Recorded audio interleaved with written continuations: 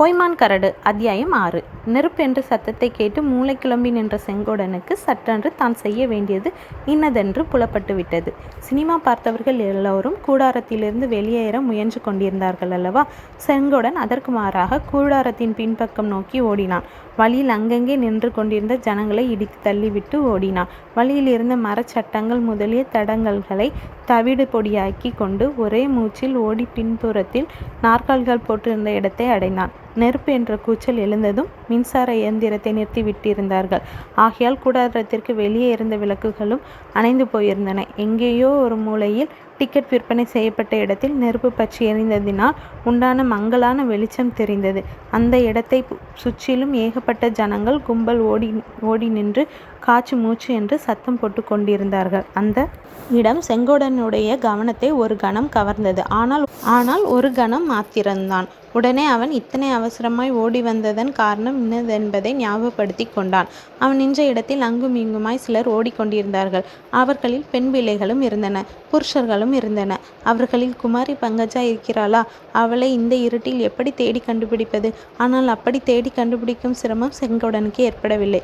ஓடிக்கொண்டு இருந்தவர்களில் ஒரு ஸ்திரீ அவன் மீது முட்டிக்கொள்ளவே செங்கோடன் அவளுடைய தோள்களை பிடித்து நிறுத்தி முகத்தை உற்று பார்த்தான். அதிர்ஷ்டம் என்றால் இதுவல்லவா அதிர்ஷ்டம். கும்பிட போன தெய்வம் குறுக்கே வந்ததுமில்லாமல் பக்தன் மேலேயே வந்து முட்டி கொண்டது. அவள் குமாரி பங்கஜாதான் என்று அறிந்தும் செங்கோடன் பரவசம் அடைந்தான். அவளை காப்பாற்றுவதற்கு வழி என்ன? தூரத்தில் தெரிந்த நெருப்பு அப்போது குப்பென்று பற்றி பெரு நெருப்பாவது போல் தோன்றியது. செங்கோடன் மீது முட்டி கொண்ட பங்கஜாவோ இவன் இன்னாள் என்பதை தெரிந்து கொள்ளாமல் ஐயோ ஐயோ என்னை விடு என்று அலறினாள். நான் தான் ராஜா செங்கோட கவுண்டன், பயப்படாதே, நான் உன்னை காப்பாற்றுகிறேன் என்று சொல்லிக்கொண்டே சிறு குழந்தையை தூக்குவது போல் செங்கோடன் குமாரி பங்கஜாவை குண்டுக்கட்டாக தூக்கி கொண்டு கூடாரத்திலிருந்து வெளிப்பக்கம் நோக்கி ஓடினான். குமாரி பங்கஜா கால்களை உதைத்து கொண்டாள். கைகளினால் அவனுடைய மார்பை குத்தி தள்ளினாள். கீழே குத்த முயன்றாள். ஒன்றும் பலிக்கவில்லை. செங்கோட கவுண்டனுக்கு இரும்பு கைகளின் பிடியிலிருந்து அவள் தப்ப முடியவில்லை. கூடாரத்திற்கு வெளியில் அவளை கண்டு வந்ததும் செங்கோடன் தானாகவே அவளை கீழே இறக்கி விட்டான். பயப்படாதே, நான் இருக்கும்போது பயம் என்ன என்றான். அதற்கு பதிலாக குமாரி பங்கஜா அவனது வலது கன்னத்தில் ஓங்கி ஒரு அறை விட்டாள். பலசாலியான செங்கோடனுக்கு அந்த அடியினால் கன்னத்தை வலிக்கவில்லை, ஆனால் நெஞ்சில் கொஞ்சம் வலித்தது. அவனுக்கு ஒன்றுமே விளங்கவில்லை. கன்னத்தை தடவி கொண்டே நின்றான். திடீரென்று கூடாரத்திற்கு வெளியே விளக்குகள் பிரகாசமாக எரியத் தொடங்கின. தன் எதிரில் நின்றதும் தன் கன்னத்தில் அறைந்ததும் குமாரி பங்கஜாதான் என்பதை செங்கோடன் இன்னொரு தடவை நல்ல வெளிச்சத்தில் பார்த்து சந்தேகமற்று தெரிந்து கொண்டான். அதை பற்றி அவளை கேட்க வேண்டும் என்று மனம் விரும்பியது. உன் உயிரை காப்பாற்றினேன். உன்னுடைய பூ போன்ற மேனியில் நெருப்பு காயம் படாமல் தப்பிவித்தேன். அதற்கு நீ எனக்கு கொடுத்த பரிசு கன்னத்தில் அறைதானோ என்று கேட்க அவன் விரும்பினான். ஆனால் நாவில் வார்த்தை ஒன்றும் வரவில்லை. பங்கஜாவின் முகத்தை பார்த்து கொண்டே பிரம்மை பிடித்தவன் போல நின்றான். அப்போதுதான் குமாரி பங்கஜா அவனை உற்று பார்த்தாள். ஓஹோ, நீயா? நீதானா இப்படிப்பட்ட அக்கிரமம் பண்ணினாய்? இப்படி பண்ணலாமா என்றாள். செங்கோடன் அதற்கு பதில் சொல்வதற்குள் பங்கஜா பங்கஜா என்று குரல் கேட்டது. இதோ இருக்கிறேன் அண்ணா. திடுதிடுவென்று 7-8 பேர் ஓடி வந்து அவர்கள் இருவரையும் சூழ்ந்து கொண்டார்கள். ஏதேதோ பேசி கொண்டார்கள். இந்த தடியன்தானா கலாட்ட ஆரம்பித்தது? ஆமாம், இவனே தான். குறவனைப் போல விழித்து கொண்டு நிற்பதை பார். படம் ஆரம்பத்திலிருந்து இவன் குட்டி போட்ட பூனை மாதிரி அங்கும் இங்கும் அலைந்து கொண்டிருந்தான். அப்போதே சந்தேகப்பட்டேன். ஏண்டா தடியா, படம் பார்க்க வந்தாயா, கலாட்டா பண்ண வந்தாயா? போலீஸ் கான்ஸ்டபிள், இங்கே சீக்கிரம் வாருங்கள், இந்த ரவுடியை அரெஸ்ட் செய்யுங்கள். பங்கஜம், இன்று சாயங்காலம் உன்னிடம் கயவாளித்தனமாய் பேசினான் என்று சொன்னாயே, இந்த மனிதன்தானே, இவன்தானே? இப்படியெல்லாம் அவளை சுற்றி யாரோ என்னவென்னமோ பேசிக்கொண்டது செங்கோடனுடைய காதில் விழுந்தது. ஆனால் அவனுடைய மனதில் ஒன்றும் புரியவில்லை. அவர்களுடைய பேச்சு அவனுக்கு புரியவும் இல்லை. தன்னை பற்றி இப்படியெல்லாம் பேசுகிறார்கள். தன்னை எதற்காக அரெஸ்ட் செய்ய வேண்டும் என்கிறார்கள். தான் செய்த குற்றம் என்ன? ஒரு பெண் பிள்ளையை நெருப்பிலிருந்து காப்பாற்றியது குத்தமா? இதென்னடா வம்பாய் இருக்கிறதே.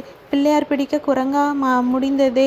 அப்போது குமாரி பங்கஜா யாரோ ஒருவனுடைய கையை பிடித்து கொண்டு, சார், இப்படி கொஞ்சம் தனியே வாருங்கள், ஒரு விஷயம் என்று சொல்லி அவனை அப்பால் அழைத்து கொண்டு போனதை செங்கோடனுடைய கண்கள் கவனித்தன. துறை மாதிரி உடுப்பு தரித்த அந்த மனிதன் யாரோ பெரிய உத்தியோகஸ்தன் போல் இருக்கிறது. எதற்காக பங்கஜா அவனை அவ்வளவு அருமையாக அழைத்து போகிறாள்? அவனிடம் ரகசியமாக என்ன விஷயம் சொல்ல போகிறாள்? போகும்போது அவள் தன்னை ஒரு தடவை நிமிர்ந்து பார்த்து புன்சிரிப்பு சிரித்துவிட்டு போனதன் காரணம் என்ன? தன்னை பற்றி அந்த மனிதனிடம் ஏதோ சொல்ல போகிறாள். பொழிகிறது. நல்லது சொல்ல போகிறாளோ அல்லது கெட்டது சொல்ல போகிறாளோ? இதற்குள் ஒரு போலீஸ் கான்ஸ்டபிள் அங்கே வந்து சேர்ந்தான். அவனை பார்த்ததும் செங்கோடனுடைய மார்பு பதைத்தது. நெஞ்சு தொண்டைக்கு வந்தது. உடம்பு வியர்த்தது. சிவப்பு தலைப்பாகை ஆசாமிகள் இருக்குமிடத்து சமீபத்திலே செங்கோடன் போவது கிடையாது. ஆஹா, போலீஸ்காரர்கள் பொல்லாதவர்கள். ஏதாவது ஒரு காரணத்தை சொல்லி பணம் பறிக்க பார்ப்பார்கள். செங்கோடனுக்கோ பணம் என்றால் உயிர். ஆகையால் எங்கேயாவது அவன் போகும் சாலையிலே போலீஸ்காரன் நின்றால் செங்கோடன் சாலையை விட்டு இறங்கி தூரமாக விலகி போய் ஒரு பர்லாங்கு தூரத்துக்கு அப்பால் மறுபடியும் சாலையில் ஏறுவான். இப்போது ஒரு போலீஸ்காரன் தலையில் சிவப்பு தொப்பியும் குண்டாந்தடியுமாய் செங்கோடனை நெருங்கி வந்து கொண்டிருந்தான். தப்பித்து கொண்டு ஓடலாம் என்று பார்த்தால் சுற்றிலும் ஜனங்க கூட்டமாய் இருந்தது. ஆனால் எதற்காக அவன் ஓட வேண்டும்? அவன் என்ன குற்றம்தான் செய்தான்? அதைத்தான் தெரிந்து கொள்ளலாமோமே. போலீஸ்காரனுடைய ஒரு கையில் குண்டாந்தடி இருந்தது. இன்னொரு கையில் ஒரு ஹரிக்கன் லாந்தர் இருந்தது. அது செங்கோடனுடைய ஹரிக்கன் லாந்தர். டிக்கெட் வாங்கிய இடத்தில் அவன் விட்டு வந்த லாந்தர். அது எப்படி இந்த போலீஸ்காரன் கைக்கு வந்தது? இதில் ஏதோ மர்மம் இருக்கிறது. நமக்கு ஏதோ ஆபத்து அதன் மூலம் வரப்போகிறது. போலீஸ்காரன் விலகுங்கள் ஐயா என்று மற்றவர்களை அதட்டி விலக்கி கொண்டே செங்கோடனின் அருகில் வந்தான். ஏண்டாப்பா, என்ன கலாட்டா பண்ணுகிறாய் என்று அவன் செங்கோடனை பார்த்து கேட்டான். செங்கோடனுக்கு வார்த்தை சொல்லும் சக்தி வந்தது. ஒரு முரட்டு தைரியமும் பிறந்தது. என்ன கேட்கிறீர்களா? நான் ஒரு கலாட்டாவும் பண்ணவில்லை. கலாட்டா என்றால் கருப்பா சிவப்பா என்றே எனக்கு தெரியாது. பின்ன எதற்காக இங்கே இவ்வளவு கூட்டம் கூடியிருக்கிறது? எல்லாரும் சினிமா பார்க்க வந்தவர்கள் போல தோன்றுகிறது. வேண்டுமானால் கேட்டு பாருங்க. வெகு கில்லாடித்தனமாக பேசுகிறாயே. 1ஆம் நம்பர் ரவுடி போல் இருக்கிறது என்றான் போலீஸ் கான்ஸ்டபிள். பக்கத்தில் நின்றவர்கள் தலைக்கு ஒன்று சொல்ல தொடங்கினார்கள். இந்த திருட்டு பயலை விடாதீர்கள் சார். இருட்டிலே இவன் ஒரு பெண் பிள்ளையின் கழுத்தில் சங்கிலியை அறுக்க பார்த்தான். கழுத்து சங்கிலியை அறுக்க பார்த்தானா அல்லது கழுத்தையே அறுக்க பார்த்தானோ? முழிக்கிற மொழியை பார்த்தால் தெரியவில்லையா எது வேணாலும் செய்யக்கூடியவன் என்று? நீங்கள் எல்லாரும் கொஞ்சம் சும்மா இருங்கள், நான் பார்த்து கொள்கிறேன். உங்கள் கலாட்டாவே பெரிய கலாட்டாவாய் இருக்கிறது என்றான் போலீஸ்காரன். இதற்குள் குமாரி பங்கஜா சற்று முன் கையை பிடித்து அழைத்து போன மனிதர் திரும்பி வந்தார். அவரை தொடர்ந்து சிறிது தூரத்தில் பங்கஜாவும் வந்து தனியாக நின்றாள். இதோ சினிமா மேனேஜர் வந்துவிட்டார், அவரையே கேளுங்கள் என்றான் கூட்டத்தில் ஒருவன். சினிமா மேனேஜர் வந்து போலீஸ்காரன் காதில் ஏதோ சொன்னார். அவன் உடனே, நீங்கள் எல்லோரும் உள்ளே போங்கள், படம் மறுபடியும் காட்டப் போகிறார்கள் என்றான். நெருப்பு அணைத்து விட்டதா சார்? சேதம் ஒன்றும் இல்லையே என்று ஒருவன் கேட்டான். அதமெல்லாம் ஒன்றும் இல்லை. இந்த ஹரிக்கன் லாந்தரில் எண்ணெய் ஆகி போய் விட்டது. அணையும் போது திரி குப்பென்று எரிந்தது. அதை பார்த்துவிட்டு தான் யாரோ நெருப்பு என்று கூச்சல் போட்டு கலாட்டா பண்ணிவிட்டார்கள். உள்ளே போங்கள், படம் ஆரம்பமாக போகிறது. உண்மையாகவே படம் ஆரம்பிப்பதற்கு அறிகுறியாக கிணுகிணு மணி அடித்தது. எல்லோரும் அவசரமாக உள்ளே போனார்கள். செங்கோடன், போலீஸ்காரன், சினிமா மேனேஜர், குமாரி பங்கஜா இவர்கள் மட்டும் பாக்கி இருந்தார்கள். அடே, உன் பெயர் என்ன என்று போலீஸ்காரன் அதட்டி கேட்டான். என் பெயர் செங்கோட கவுண்டன். எதற்காக கேட்கிறீர்கள் என்று சொல்கிறேன். அவசரப்படாதே. இந்த லாந்தர் யாருடையது? என்னுடையதானுங்க.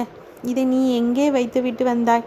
டிக்கெட் வாங்குகிற இடத்திலே விட்டுவிட்டு வந்தேன். ஏனுங்க, இதை யாராவது களவாடி கொண்டு போக பார்த்தானா? இந்த ஓட்டை லாந்தரை எவன் களவாட போகிறான்? உங்களுக்கு இந்த ஊர் சமாசாரம் தெரியாதுங்க.